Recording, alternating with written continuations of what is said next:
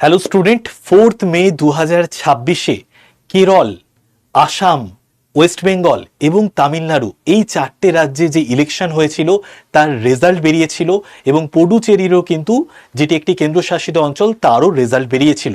তারপরে কেন্দ্রীয় মন্ত্রিসভার যে বৈঠক হয়েছে সেই বৈঠকে একটা সিদ্ধান্ত নেওয়া হচ্ছিল যে আমাদের যে ন্যাশনাল অ্যান্থেম রয়েছে জনগণ মন, এটার সমমর্যাদা, এটার যেরকম মর্যাদা ঠিক সেরকমই সমমর্যাদা দেওয়ার কথা ন্যাশনাল সংকে বলা হচ্ছিল, অর্থাৎ আমাদের যেটা বন্দে মাতরম গান রয়েছে। এইবার আমাদের বর্তমান রাজ্যের মুখ্যমন্ত্রী শুভেন্দু অধিকারী, তিনি জাস্ট কিছুক্ষণ আগে, দেখতে পাচ্ছ প্রায় 9 মিনিট আগে, ওনার যে ফেসবুক পেজ রয়েছে সেখানে দিয়ে দিয়েছেন পূর্ববর্তী নির্দেশ বাতিল করে পশ্চিমবঙ্গ সরকার স্কুল শিক্ষা দপ্তরের অধীনে থাকা রাজ্যের সমস্ত বিদ্যালয়ে পঠন পাঠন শুরু হওয়ার আগে স্কুল অ্যাসেম্বলি বা প্রাতঃকালীন প্রার্থনার সময় ভারতের জাতীয় গান মানে ন্যাশনাল সং বন্দে মাতরম গাওয়া তাৎক্ষণিকভাবে বাধ্যতামূলক করা হয়েছে।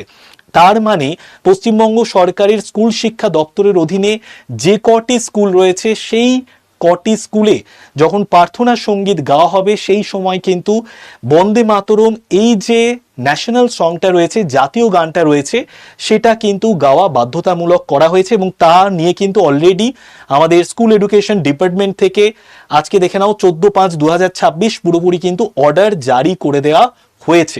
মানে এরপর থেকে জাস্ট আমাদের পশ্চিমবঙ্গ সরকার স্কুল শিক্ষা দপ্তরের অধীনে থাকা রাজ্যের সমস্ত বিদ্যালয়ে পঠন পাঠন শুরু হওয়ার আগে প্রার্থনা সঙ্গীতের সময় আমাদের যে ন্যাশনাল সং রয়েছে সেটাকে গাইতে হবে, বন্দে মাতরম।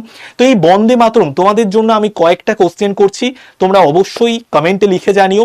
তো এই যে বন্দে মাতরম গানটাকে তাৎক্ষণিকভাবে বাধ্যতামূলক গাওয়া করা হয়েছে, এটা নিয়ে তোমাদের যদি কোনো রকম কোনো বক্তব্য থাকে অবশ্যই কমেন্টে লিখে জানিও। তার সঙ্গে সঙ্গে তোমরা প্রত্যেকে লিখে জানিও বন্দে মাতরম এই গানটি কোন উপন্যাসে ব্যবহার করা হয়েছিল এবং সেই উপন্যাসের নাম কি, কোন বিদ্রোহের প্রেক্ষাপটে সেই উপন্যাস লেখা হয়েছিল, অবশ্যই কমেন্টে লিখে জানিও প্রত্যেকে।